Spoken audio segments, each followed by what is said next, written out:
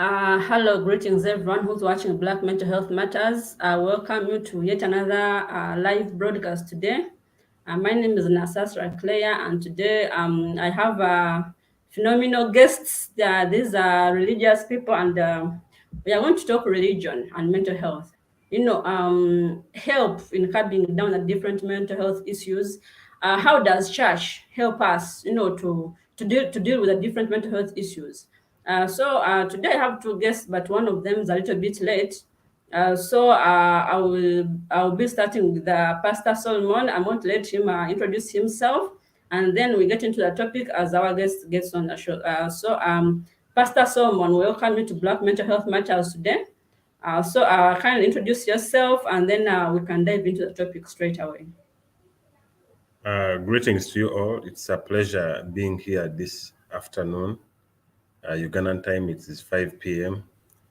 My name is Solomon Sifuni, and I'm an accountant by profession. I did Bachelor's of Commerce at the university.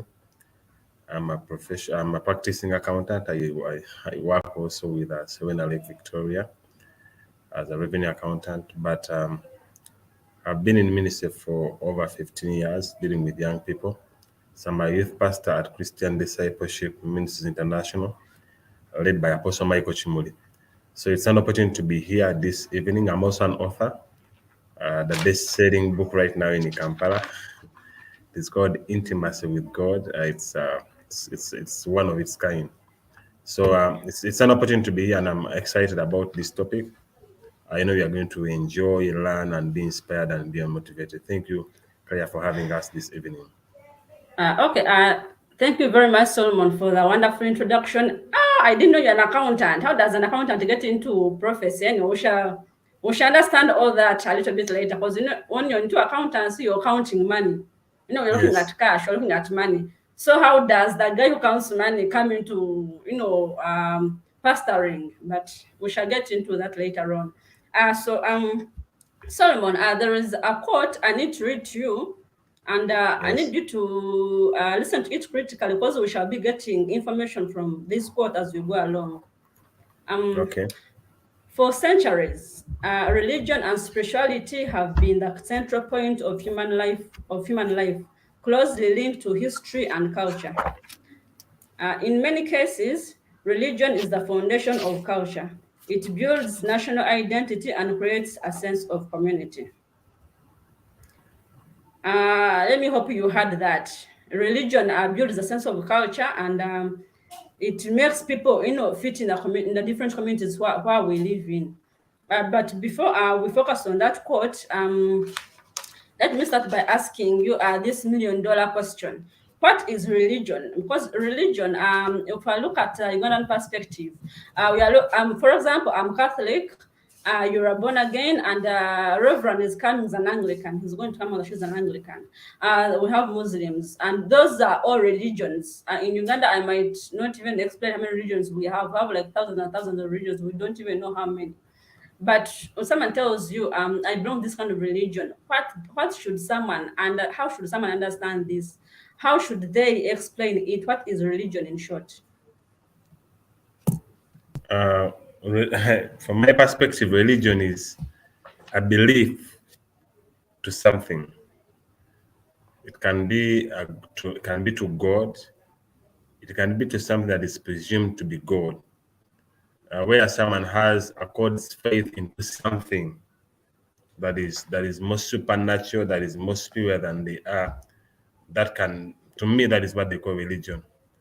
Because a Buddhist believes that is what they believe in. A Catholic believes in something. They have the same God in quotes, but me, I'm not in a religion. I'm in a faith. I'm a Pentecostal. So, but from my perspective, religion is basically where someone accords a certain kind of trust in a certain belief system. So religion is a belief system. Yes. Okay. So I want to talk about religion being a belief system. What is the difference or the similarity between religion and spirituality? Because we I hear some people saying I'm spiritual, other person saying I'm religious. I mean, it's kind of confusing. How should a lay person differentiate between the two? Oh, How are the two related? Religion and spirituality. Like I've Yes. told you, religion is a belief in is a kind of belief in a certain system Okay. where you are taught this is how we do things. Okay. Being spiritual is where you it's I think it's a higher level of relationship with something that is beyond human understanding.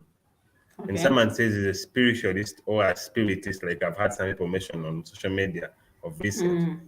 they mean they are at a certain level in spiritual matters where they have gone in their trust in whatever they believe in. Okay. Yes. So we are looking at church and its role into mental health. What I may refer to as religion. Uh, so Mm. um, Sometimes there are people who get mental health disorders in our different societies, and like it is like maybe people these people still believe in the ATS, African Traditional Society, and whenever they get these mental health issues, they will say maybe they have been bewitched. This is witchcraft, or they are demonic. They are demonically possessed. You know, people are going to have all these kind of things. I'm demonically possessed. I'm this, and sometimes people want to run to church to seek help, to seek prayer, because they do not actually believe there is there are mental health illnesses. They will believe they are demonically possessed, and even their neighbors are want to to confirm that indeed this person has not been acting like this. Now they are acting this way. So someone might have wished them, oh, these are demons or something like that. So when people come to church, in that sense, someone is sick, they come to church, are probably having mental illnesses, or maybe they are demonically possessed. You as a pastor, how do you differentiate between a demonically possessed person and a mentally ill person? How do you differentiate the two? Okay. I think we need to be able to draw a line between being mentally sick and having a mental health issue. Because Yes. the moment you say you have mental issues, someone might think you need to be referred to Butabika immediately. Butabika, for those that are joining us globally, is a national referral hospital for the mentally sick people. But having mental health issues may not actually be demonic. It goes beyond being possessed by a demon. So that is why we need to Okay. we need to understand what could have been the cause of whatever is that. Because when we talk about mental illness, mental health issues, we are talking about the different aspects that may affect someone's mental health capacity. Where we need to come in as a church. For example, you need to understand that we have two aspects. We have the medical world where the doctors provide cure. But for us in church, we believe healing comes from God. So doctors cure, but healing comes from God. So where someone has failed to get a proper medical attention, that is when they should be able to come to church and say, look here, I've tried everything in life. It has not yet worked. Can we now look up to God for my deliverance and my restoration? But for example, if you look at, I was trying to look at Claire. If you, I think we have Reverend is here. It's good to have you, Reverend, here. Claire will introduce you later on. Yeah, So we, you Thank can you. proceed, Pastor. Thank you. so you look at. I was trying to look at the different causes of mental health issues in our society right now. For example, someone could have had a childhood trauma when they are growing up, and they become incapacitated. So for you to come out and just cast out a demon, that would be wrong, because it's not the demon that caused the mental trauma. Someone came to them, and what they will need is maybe proper counseling to give them an environment where they can actually believe in themselves again. When you look at a stressful event, someone having a very stressful boss and abusive boss at a place of work can cause this person to have mental health issues. Because every time you think about going to work, you don't want to go to work.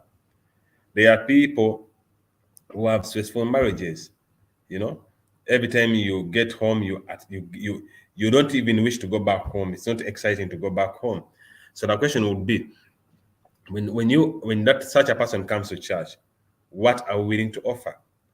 It's not only prayer that is the solution, but we need to be able to create an environment where we are able to give a hearing here, we are able to listen and attend to issues to the core.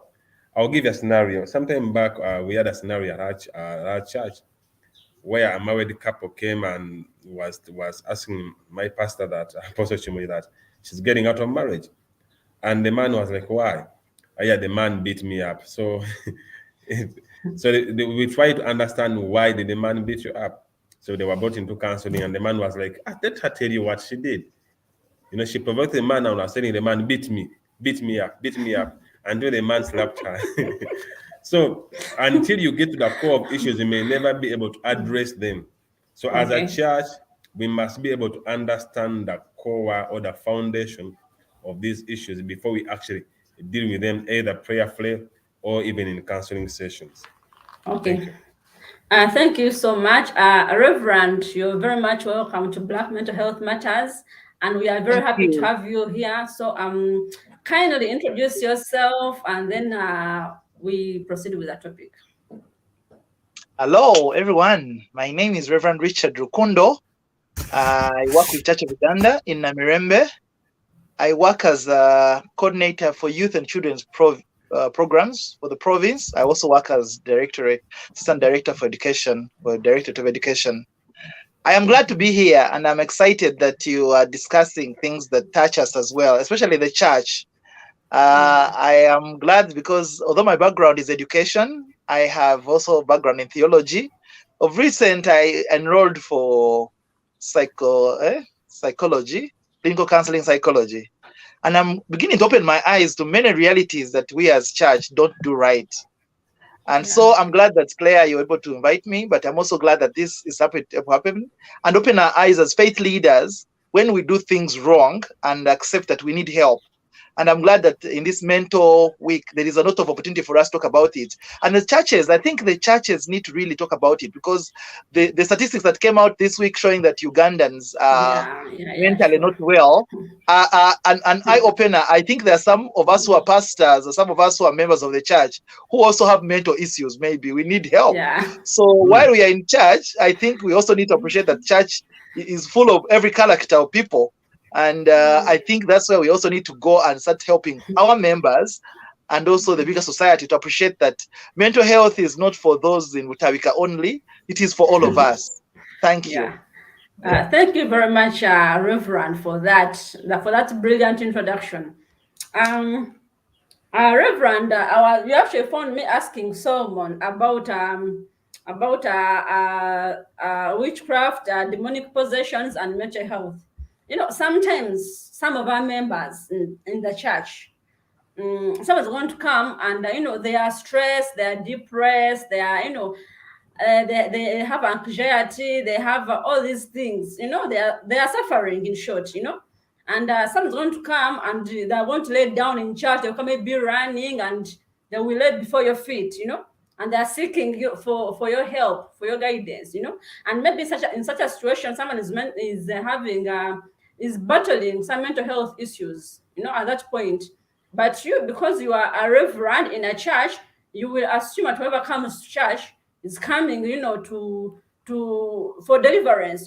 Maybe they have problems at home. Maybe it's poverty that has stricken them, or they are fighting, like Solomon actually earlier on said, or something like that.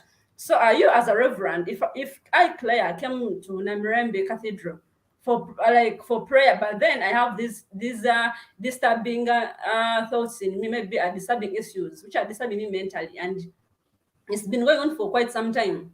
So if I came over and I wanted you to to help me out, get out of this bracket, how would you be able to to differentiate that Claire is either demonically possessed or she's actually battling a mental health issue at that point? How would you be able to do that? Unmute. Can you unmute? Thank you, Claire. I was saying you've asked a very right question, a very appropriate question for church leaders, but I think you're asking a wrong person, because now for me, I have psychology in my background. Many of the priests and clergy and pastors don't have any psychology or even any counseling, professional counseling background. So they are only able to approach problems based on the pastoral approach, pastoral counseling, and pastoral access or biblical interpretation of what they believe. Either you're demon possessed, and indeed it's true because the Bible talks about demons and demon possessed people. And so, while I'm the right person that you're asking, but I'm also the wrong person, because for me now my eyes are a little bit open to the reality that someone comes to me, I can assess them with a disorder, I can assess with the psychosocial problem, I can assess what their challenge is. I'm able to analyze now and tell and say this person is not just demon possessed. They have a mental problem, or they have a disorder that may need treatment, that may need therapy as well. So I think in the church, one of the things I've been thinking about, and I'm working hard at it, is to see that we as pastors are also enlightened about the reality of what is and is not. Because the assumption that everybody who comes to us is having a demon or needs just prayer may not be true.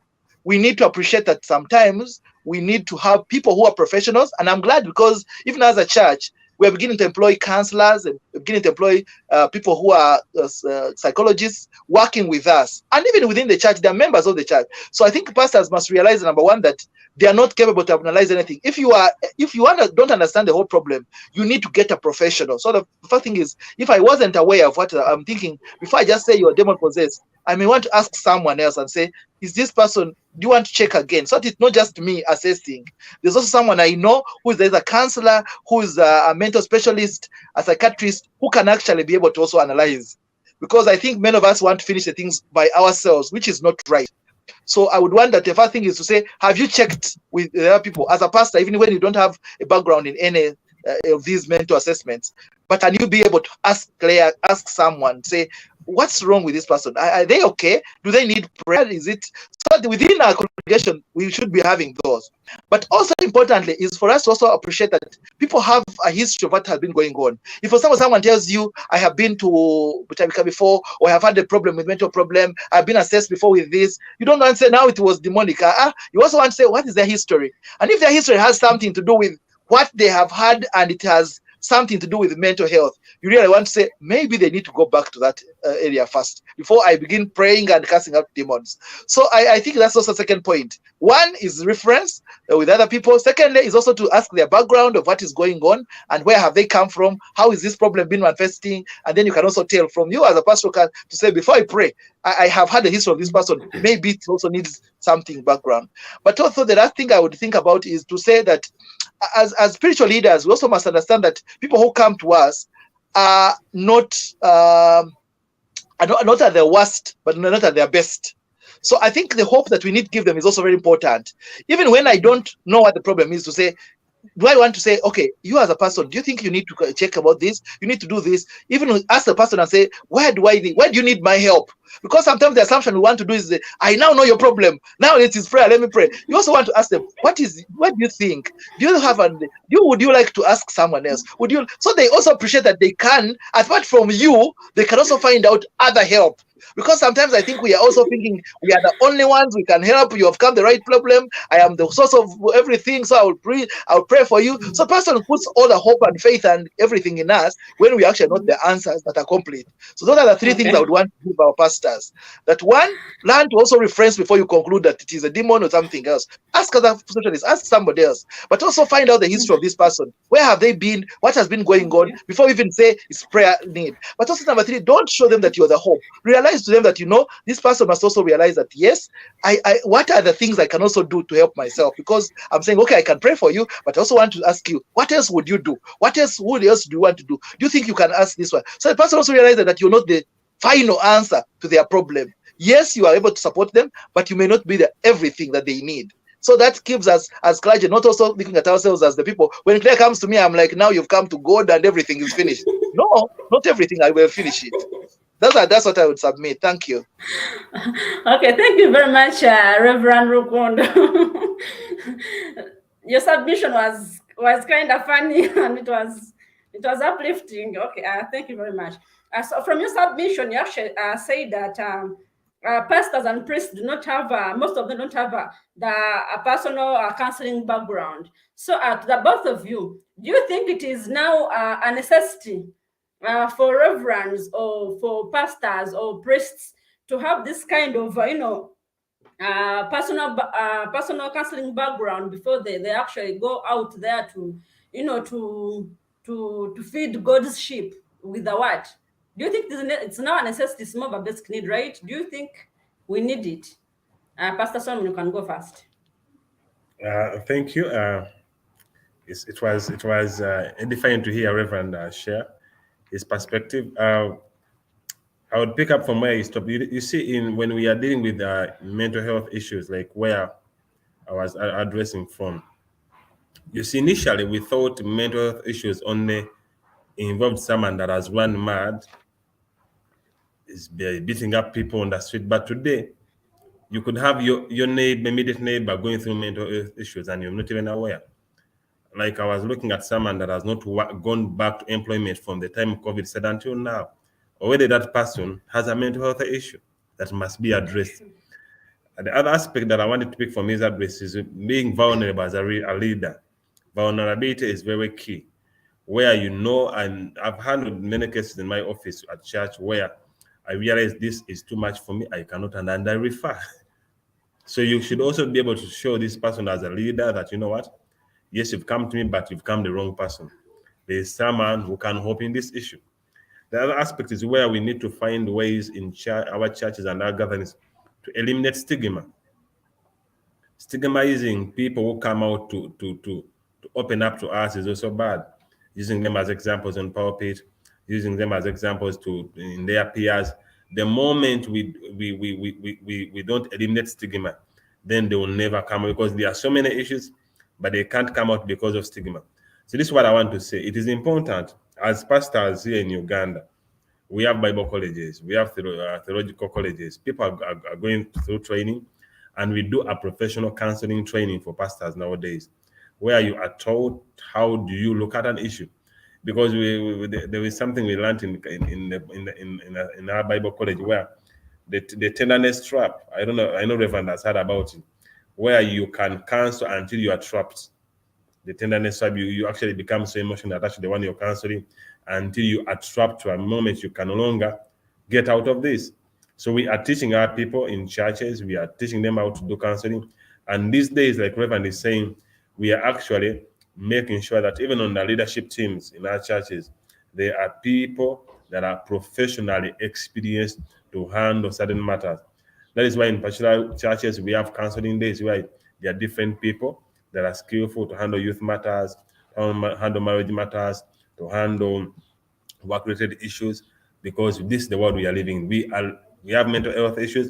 It is not going to go away. We must find the ways of living with it and handling it. Thank you. Okay. Thank you very much, Pastor. Reverend, would you want to add on what Pastor said? Yes, I think my submission is not different from us. I think one, we need to particularly find out more about what we don't know. And I'm glad that we're having seminars, we're having opportunities to talk about mental health. And I think church is true. His submission is as good as true, that church, we like stigmatizing people. When we find out that someone has a mental problem, and we really stigmatize them. So as church, I think we need to do better in terms of appreciating that people who have had mental issues, or maybe are not necessarily having mental issues, but need our support, are not references for our sermons and everything. That's true.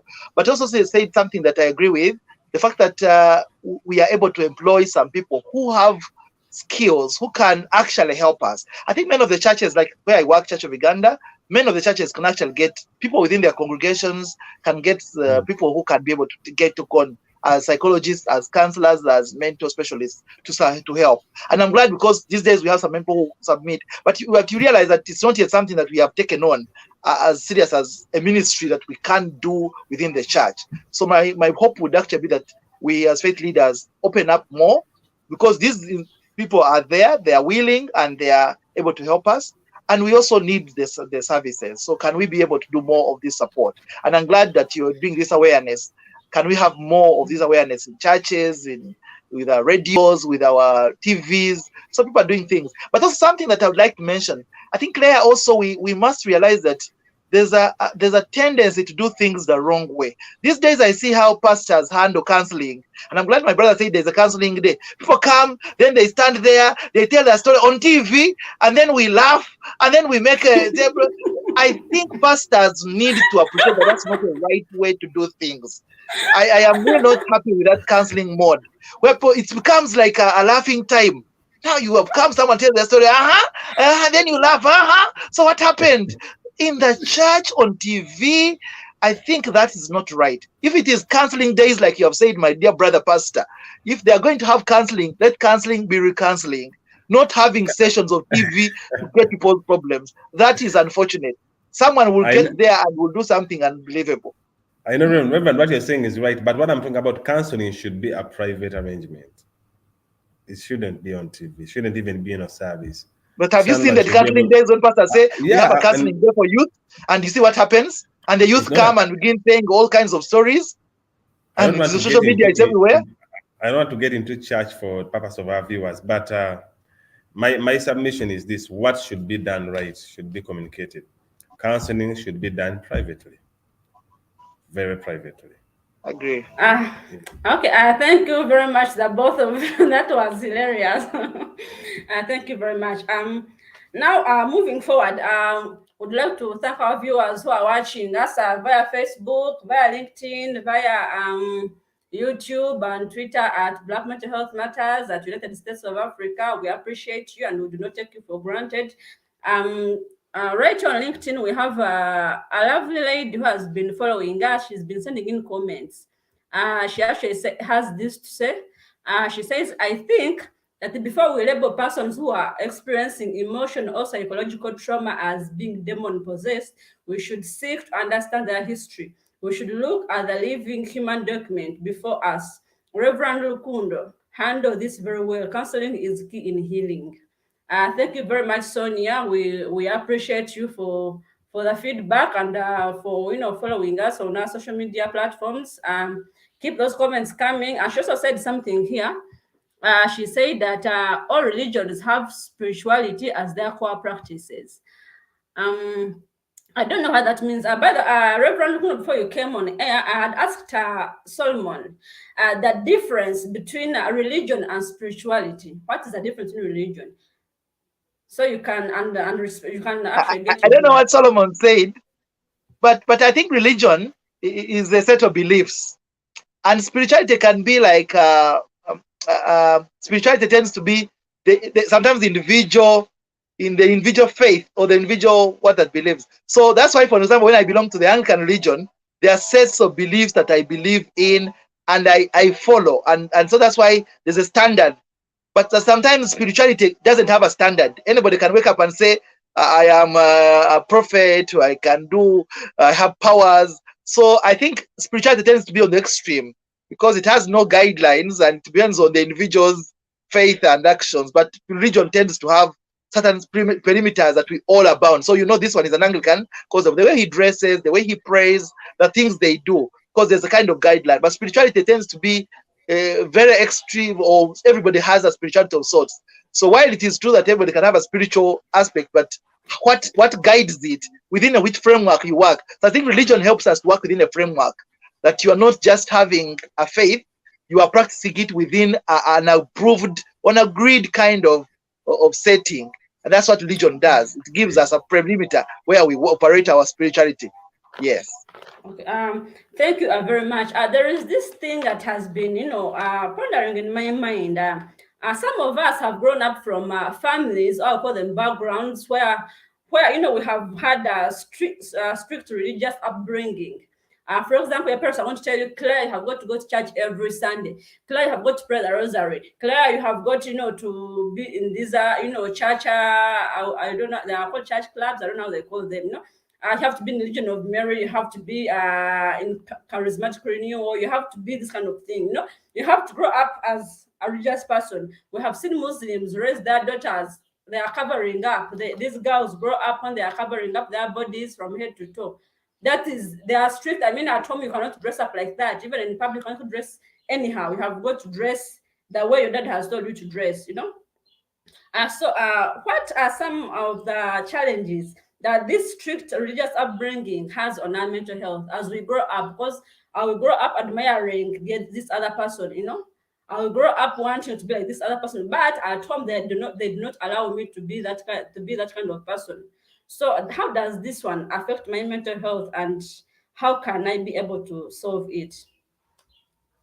Thank you, Claire. I think that's a very good question about the different practices that we grow in or we are meant to do in our religion. One of the things that I'm learning as a psychologist now is that we are different. We are not the same. Our personalities, our characters, our everything is not the same. And yet, in this kind of religion setting, they assume that we are all having the same personality, same character, which is not true. So I think one of the differences that maybe that should be up is to say, despite your religious behavior, are you the same? Some people can meditate for a long time, others can pray for a long time, others can maybe sing and dance and jump. You may not be the same. So I think one of the things we must do is religion must not push us to do what we cannot do best. Because when those standards are put, I think the assumption is that you can pray the same way someone can pray, and yet we are not the same. We have different personalities, different characters. Yeah. So I think that is the limitation that I would find with that kind of our religious setting growing up, because they assume that we all have the same capacities, capabilities, yet we know that some people have not the same capabilities. So can we allow people to be who God made them to be? So they're not pushed to actually do things. If Claire doesn't want to pray the rosary the whole day, then let her be, because she can't be anyway. But there's someone who can actually do that, and for them that's possible. So I think that we need to allow the differences within our humanity, within our personal differences to actually, because people are not the same. And sometimes the assumption in religion is that we all can do things the same, but that's not true. And I think that's where the mental aspect comes in. I have been forced to do what I'm not. I have been forced to take on what I am not. And it ends up, I'm a talkative person, maybe an outgoing person, but I'm being told to spend the whole day quiet. Now that for me is mentally torturing. Now you know that all of us, some of us are outgoing, some of us are intrinsic. So we are different. So I think that that's where we need to let the extremes not be. Allow people to be, and let the religious faith not push us into kind of personality that we don't belong to. I think that's why I would comment. That would be my comment. I don't know what my brother thinks. Thank you very much. Solomon, you can go ahead and answer that same question. My submission will not differ from what Reverend Richard has just shared. But my understanding is this: where your destiny lies in your passion. What you're passionate about is where your destiny is. And number two, every time knowledge increases, passion increases. So we should be able to educate our people why we do certain things, why do we do them the same way. So that as this knowledge keeps on increasing in them, their level of responsibility towards whatever we are teaching them or asking them to do will be automatic. That's what I can say. Okay, thank you very much, the both of you. What I picked from Reverend, he said that we should allow our differences to emerge. We shouldn't, parents out there, do not keep us, cocooned in that corner why you think we should lie. You should let Claire go and enjoy life. She can put on her jeans, but she'll still remain your daughter. When she comes back home, she'll refer to you as mommy. So you don't have to worry about my jeans and my short skirts. That is it. That's life. And then Rukundo, you say, Pastor Solomon, you say that every time knowledge increases, passion increases, which is true. Even in class, this one applies in class. When in class studying and this subject hits you so well in your mind, you always love that teacher to come to class. But whenever this chemistry teacher who bores you comes, you'll be dozing off all the time, So yeah, so that's true. So my next question, I want to ask you this. It's kind of, I don't know if it is hard or easy, but I know you have the answers. What is the relationship between religion, spirituality, and mental health? What is the relationship between the three? Reverend, you can go first. Yes, thank you, Claire. That's a good question.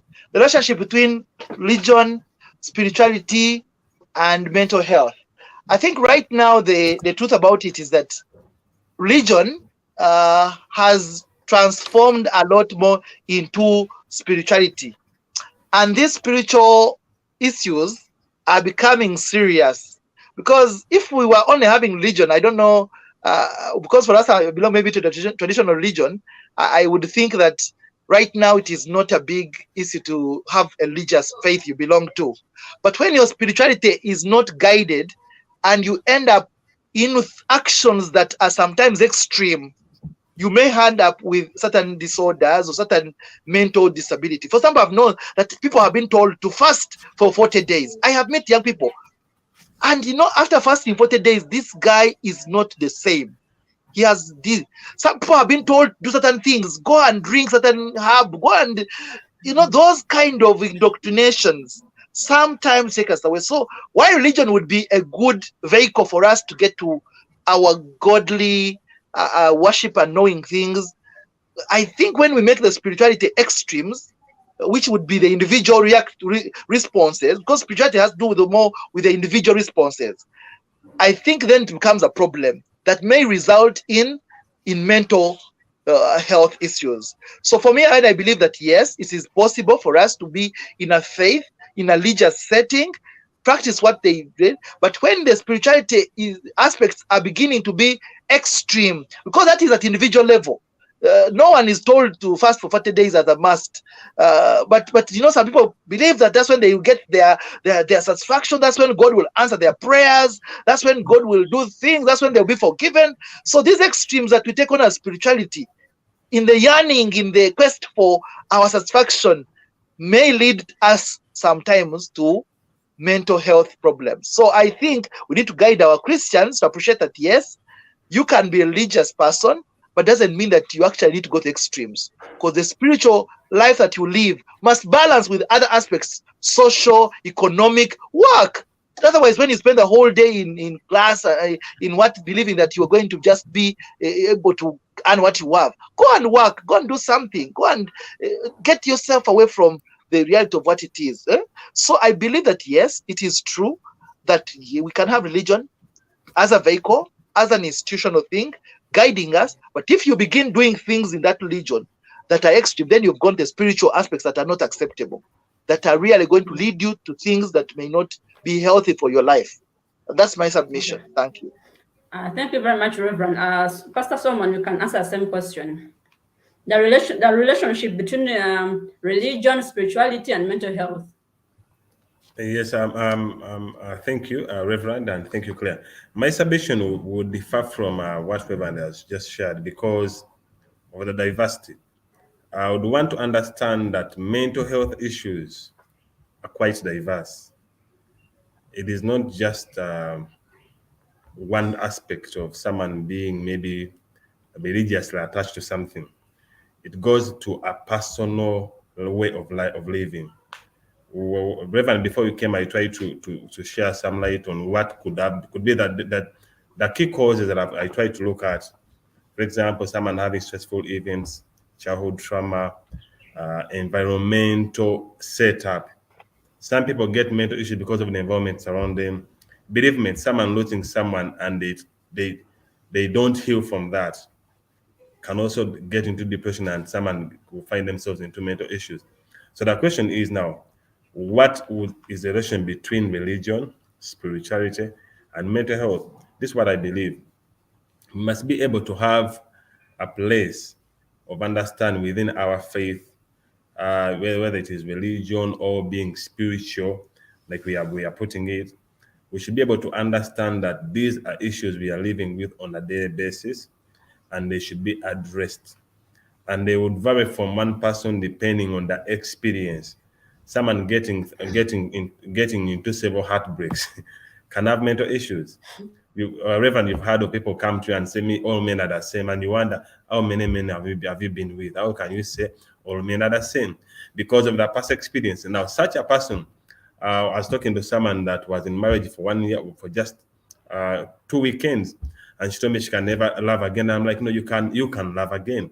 So such a person, that is a person's experience, and she has got into a mental health incapacitation. She feels love is not true. Love is not. So until we deal with these issues from a point of individuals, when I will begin to relate, or what does our religion teach us concerning this issue? For example, it is okay to be heartbroken. It is okay to lose someone. even us one day we are going to die, but then you cannot say that. So the religion should be able to come up with a way of how to handle someone, either through their faith, maybe through the scriptures. For example, someone is going through a heartbreak. How does someone that has gone through heartbreak be helped in church? How does someone who has lost a job be helped in church? Because some of these issues that cause mental issues, and they do not come in, they don't find them in church actually. They find them where they are. So when they come to church, sometimes they come to church because they have looked everywhere and they can't find solutions. So when they come to us, they expect to find solutions finally. So how do we assist them as church to find solutions that they couldn't find anywhere else? That is where I feel we should be able to handle these issues individually. I was looking at something within my notes here that I looked at. Social isolation. There are people who are isolated, even in their own homes. There are families who never face each other on a daily basis. I was in New York in 2019, and I was surprised. Where I was staying, the husband and wife meet one day in a week. The only day they meet, one is coming in, one is going out. Not such a family, you can be isolated in your own home. So if someone came to church and they tell you, I don't know why I'm lonely. I'll give an interesting scenario while at McLean University doing my course. There was this girl, she had spent one particular month without receiving a hug. And within her, she felt she was rejected. Think about it. In the mind, she comes to fellowship, no hug. Her friends do not hug her. No one gives a hug. And in her culture, she was a Mchiga. She knows, but Chigas give hugs, whether they know you or not. So imagine someone spending a full month without a hug. She felt she was rejected. Until one day she came for fellowship, and in church, she felt she must be hugged automatically, and she wasn't getting any. Until she had to open up to somebody, you know what, I think something's wrong with me. Why am I rejected? Just a hug. So people have personal issues, but when they come to church, we as a church, we must offer solutions. We must be ready to, either through talking to them, either using scriptures, or actually identifying with examples with whatever they're going through. Thank you. I wanted to say something about my pastor, Solomon. I think Solomon wants to relate with Bugembe's assumption that the church is the hospital for the sick. So everybody who comes to church has sickness of sorts. While I want to agree with that, but I also don't disagree that not everybody who comes to church is really sick, so they have come with their problems. And I think that's the assumption sometimes we have as pastors, that when people come to us, they're already mentally disturbed, so we need to deliver them somehow. And that may cause us also to look at them in a different way. Me, I was thinking about we within our church, when people have come, how do we even help them when they are neither mental or mental issues? Because yes, true, those are social problems, those are political problems, they are psychological problems, there are lots of issues that people go through. But the question that Claire, if I understood Claire's question, was saying the relationship between religion, spirituality, and mental health. And I'm saying, look, the institution of religious where we belong, and even for me, I have that is for some of that, for me, that I have a problem with that. That when we look at people, we look at them in terms of they have come with problems. They are already mental cases who we need to help. And when you look at everybody in your church as a mental problem somehow, then you begin looking for ways of how to deliver them by giving them all kinds of options which are not helpful. I don't think I want to have that view myself. I want to think that when we come to church, yes, some people are not well, but we also have people who are well. But also how we treat everybody. And I think churches really must become places which give more than just mental health, to appreciate that some people are fine, some people are not fine, because our centers are not all, but because they go through different things, but to point them to the kind of life that each of them has a gift, each of them has a blessing, each of them has something that God has given for them. And for me, that's my view of what I present people. But I also know that there are people who see them as clients who have come with problems. So you look at them you have received clients in this church and you want to look for how to help them with their divorce. That's why many of your pastors preach sermons that are problematic all the time, but the word of God is not just full about problems. No, me, I preach the word of God. So you find your level. I don't have to say you've come and I know you already had broken. I know you're already having debt. I know you're coming. No, that's not me.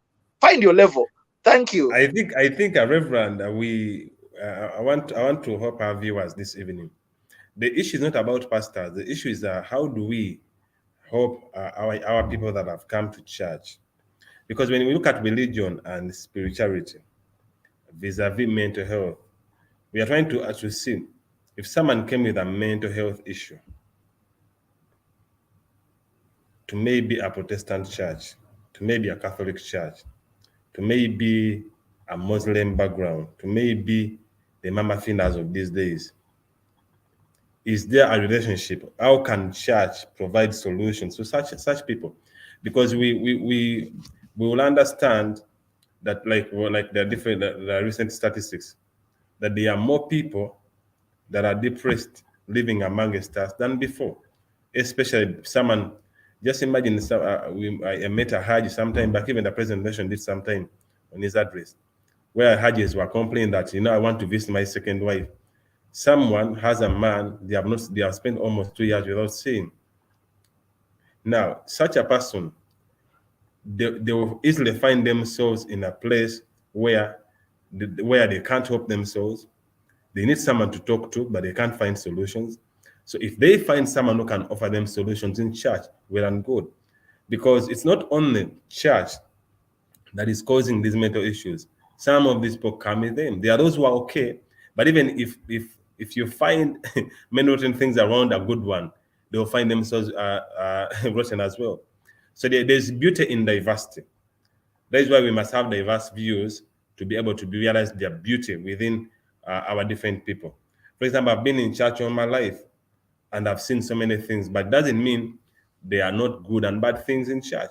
They are good things to embrace, they are bad things to live. But the issue is here that we need to address. When someone came, is there a relationship between spiritual matters with mental health? If the religion is there, for example, I was an Anglican before I became a Pentecostal. I was in church. The gospel can be preached, but how does someone pick? If someone cannot pick from the gospel, and we offered solutions, maybe through counseling. My mother is MKB in church, So if she came to the office of a reverend, can she get the answers she needs? That is what I understand from this question. If she came to my church, because we are not looking at a whole person. We're looking at someone that has mental issues. Right? We understand if this person has a mental issue, they have come to church. Is there a solution that can be offered from this church, or church doesn't care anymore about these people? I think I don't know whether I understood the question right, but that is what I picked, that we should be able to offer solutions to the people that come, or that church should be aware, fully aware in quotes, that actually these issues exist and they should be addressed. Whether they are foundational, whether they are spiritual, whether they are being self-created, but they exist.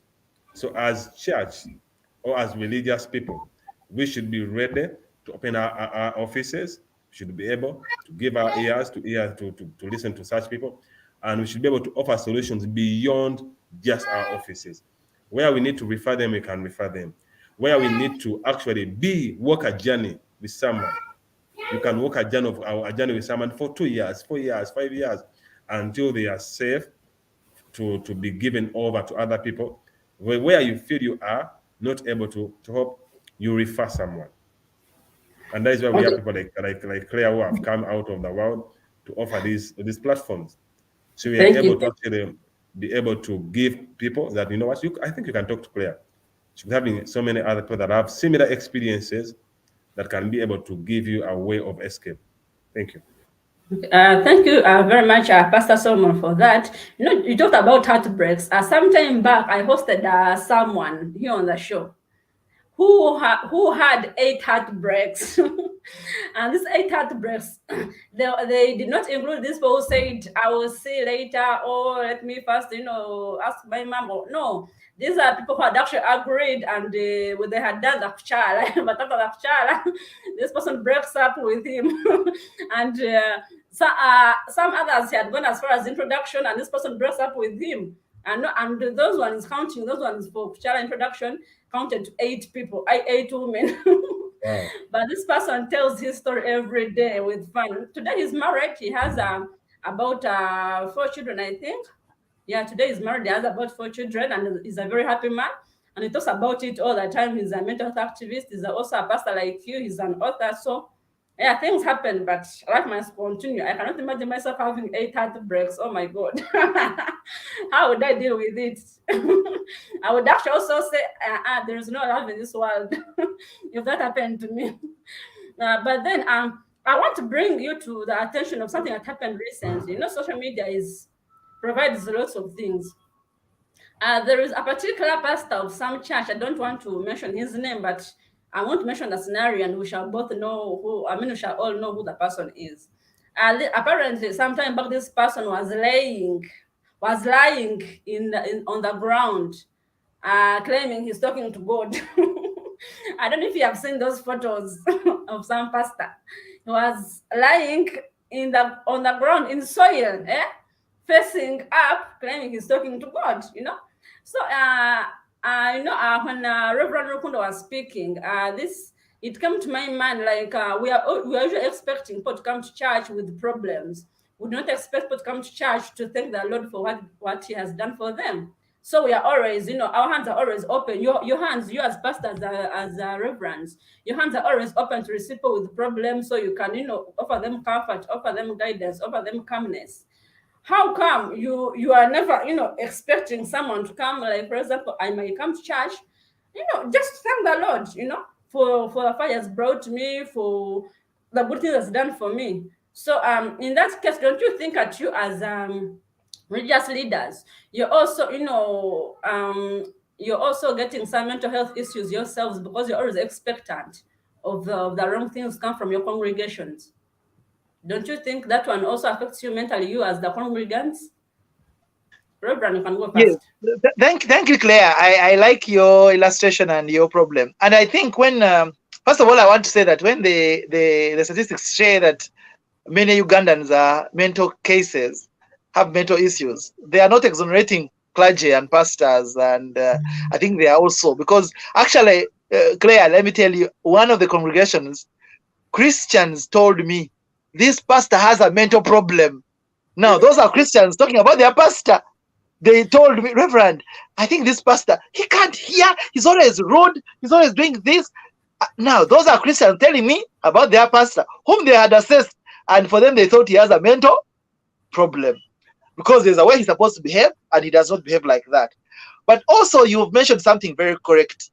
I was hearing my brother Solomon talking about the fact that people come and we need to help them, which is true. But for me, my picture of the church is not a hospital as such, because a hospital, you come when you're sick and you need medical care. And I deferred that from Solomon. Solomon, I agree to disagree, that I do not accept the fact that church is a place where we are always going to receive people who are mental cases, and our job is to soothe them. No. Church is a place where we open the Word of God. And I'm glad, because the Bible is the Word of God that we all relate to. Share the Word of God. Then people find within the Word of God their meeting point, their touching point. Talk about what God wants them to know. Talk about the things that are right for their lives. Talk about the right living. Talk about godly values. Talk about the things. So if someone has a problem, he's a drunkard, he's on drugs, they can then begin appreciating the healing. If they're happy and they've come for praise, they also can find their level. I don't want to believe the fact that people who come to church are our clients, and I've said that again, because I know in psychology and clinical counseling we call them clients, that we have now received clients and we want to now do ministry for. I don't see that perspective myself, and that also makes us see the church the different way. Because when you see the church as a place where there is hope, where there is peace, where there is joy, where there's God's presence is with us, and we meet God in different ways. Unless someone comes and tells me, Claire, that I have a problem, I'm feeling a mental challenge. Unless someone comes and says that I'm not well. Unless someone has expressed a need for me to intervene or counsel, I wouldn't want to start categorizing them as mental cases. And so that's why I'm very hesitant to say church is full of. I want to share the word of God. I want to preach. If Claire is happy that day, fine. If someone is glad that way, fine. The word of God will meet them at their point of need. So for me, that's already my mindset, which is different from the mindset of a pastor who would say, you have all come with problems, and I want to now deliver you from your sins and from your. I really don't want to see that perspective. But also importantly is that at individual level as pastors, we also need to also be helped, have counselors for ourselves. So before you go out to give counsel to others, are you yourself counseled? Are you yourself okay? Do you feel fine? So, and sometimes when I see those pastors who lie down, I'm like, have they themselves gotten counseling? Have they gotten help themselves before they got to help others? Because Solomon believes that we have to help. We are helping. We are the ones who listen in our offices. But who helps us? So the question would be, who helps us? Solomon, me and you. We also need to make sure that we get helped. So that we don't just look there that we are always helping others and we don't have helpers ourselves. And so I would say, pastors ourselves, we need to have counselors. We need to have people who are close to us, personal fellowship friends that we can open up, that we can talk to, we can pray with, and they understand our challenges. We are human. We have challenges. So that before we can get out there and lie down and look like we are dying, we also have actually talked to people about our own problems. And that's my take. So I think I would like Solomon to agree with me, to disagree, that for me, church is not the hospital where we are coming to do healing for everybody. Church is the presence of God, and God meets everyone at their point of need differently. My joy is to talk about God and what his God does for them. Then they can meet with God at their point of need. Not start diagnosing everybody who has come to church with a problem. No, that's not me. Thank you. Pastor Solomon, kindly. Yeah, thank you so much. This I think we need. I've enjoyed this session very well because why I would not want to address a particular pastor or a particular event because there are so many things that have happened even in other faith where you feel addressing them individually may not help the viewer this evening. But what I would want to say is it is good to be vulnerable. John Maxwell talks about that leaders must be seen vulnerable. You must be seen to be human. You must break down when you need to break down. At one moment, the shortest verse in the Bible says Jesus wept. Even our Savior himself wept at one day.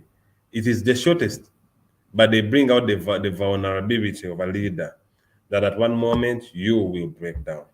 At one moment you will need help. At one moment you will need someone to speak into your life. So it is important that even now and then, however much you grow, at whatever level we are at, you always need someone that who can speak to your life, that you can listen to, that you can open to. You'd rather drive 10,000 kilometers to find someone to talk to than to stay and die in your own movie. I tell people that you cannot be the actor, you cannot be the producer, that script everything of your own life. Allow some people to play a part in your life. Me, my pastor is Apostle Michael Chimoli.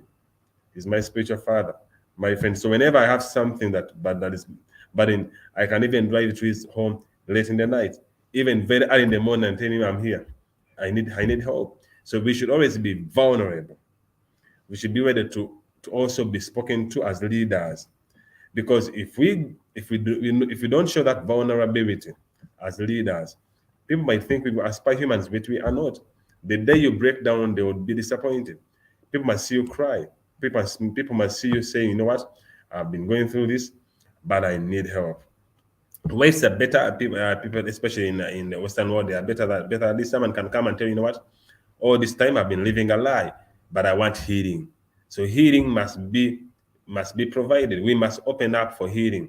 It must be open up for counseling, even as leaders. So we cannot exonerate ourselves as leaders that we aspire humans, in quotes, that we don't need anyone to talk to. No. We are vulnerable, we are humans, and we need another person to talk to us, to address our issues. And that is why the way you deal with a reverend or a pastor may not be the way same way you deal with a sheep. How a sheep is disciplined may not be the same way they're going to discipline a reverend.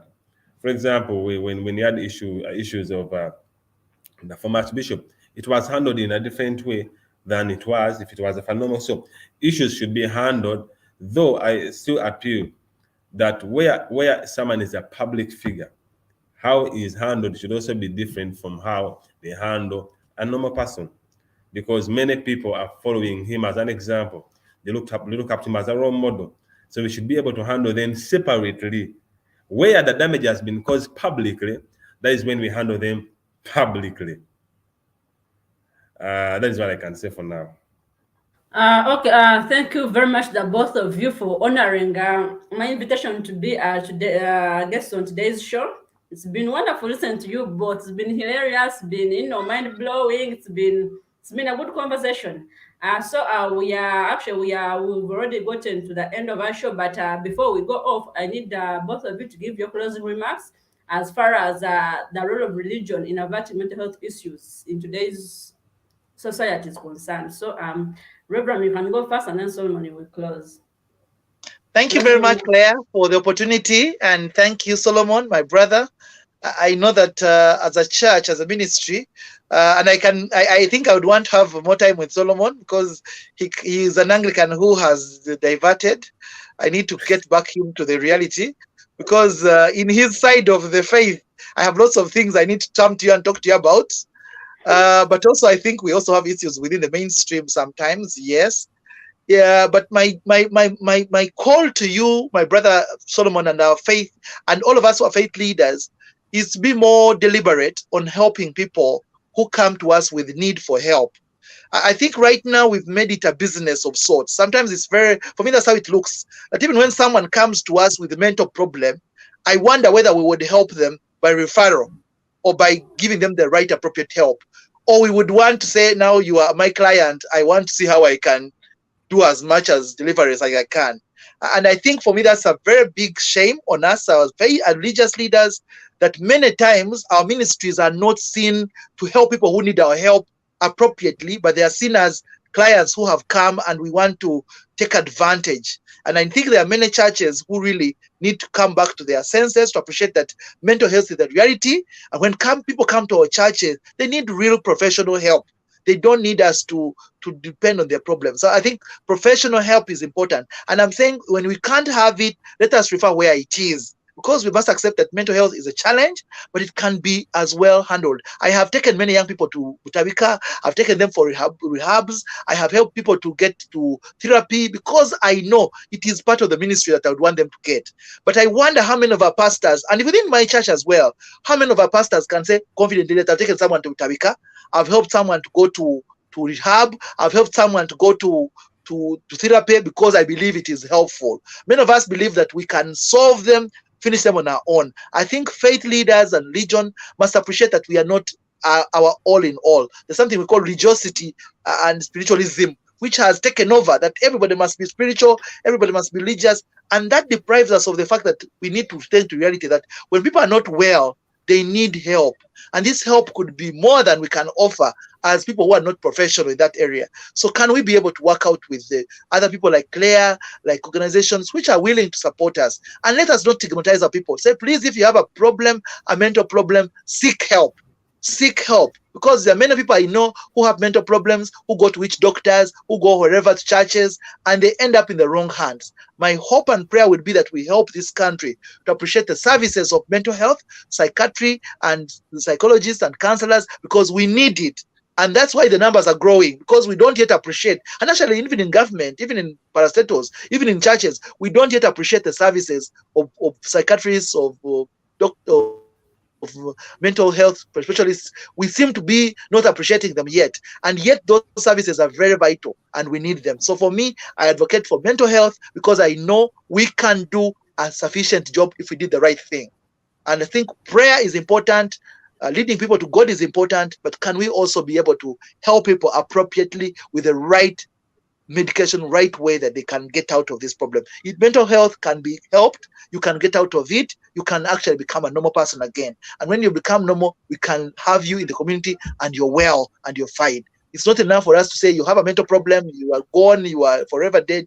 No, I think as church, we need to see ourselves as change agents. Thank you very much, Claire, for the opportunity to be here.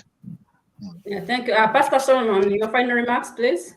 It's been one of the most exciting sessions so far this year I've had with Reverend Rukund. It's been an opportunity. I know we would love to meet again. It's always an opportunity to network and increase our network. But in especially, I want to thank you, Claire, for hosting us. Thank you for choosing on us this evening to be able to speak to the world about how religion can guide in dealing with mental issues. My closing remarks, I would want to say that your physical wellness, your financial wellness, your emotional wellness, and your social wellness, they contribute to your well-being. So every time you think about your personality, your personal hygiene, your physical exercise, your well-being, the financial aspect, the emotions around you, even the people that you deal with socially, they all contribute to your well-being. So if you do not focus on these, you end up being mentally affected with different mental health issues. So yeah, I want to urge the public that have been watching us and viewing us, especially, I think Sonia Hart that has been so active on the chat. Thank you for being with us this evening. So until we meet again, may the Lord bless you. But remember, you too can be vulnerable. So you too can offer hope, or you can seek for hope where necessary. No one is an island. Every one of us, we need each other. Thank you so much. Thank you very much, the both of you. I'm very much excited. You guys, you have no idea how happy I am, how happy I'm feeling right now. I'm just like so excited to have had you on the show. You made it like I woke up. I did not even feel like I was a host in this show. I felt like I was also a guest. I was just enjoying the flow of the conversation. It was very much awesome. And I guess everyone has been watching us from our different social media platforms, has learned something from this. Because people have always had questions about religion. How does religion help us? How do we, how do we benefit from being religious people? How do we benefit from going to church? What do you benefit, for example, from being a Catholic? What do you benefit from being a Pentecostal? Or what does a Reverend benefit from being an Anglican? And we have had all these we have had this breakdown for us, and I guess each one of us has had something to take in. So whoever has been watching us, we thank you very much. Sonia, thank you for keeping the conversation going on LinkedIn. Rita, also thank you for popping in your messages. We thank you very much. To whoever else has been watching us, for us, all of us here are in Uganda. Pastor Solomon, Reverend Richard, myself, we are here in Uganda, and it's evening time. So in about a few hours from now, we shall be going to our beds. But to everyone else, wherever you are, we send you shout outs, we send you greetings, and we wish you the best of the day. And for us here, we shall say good night.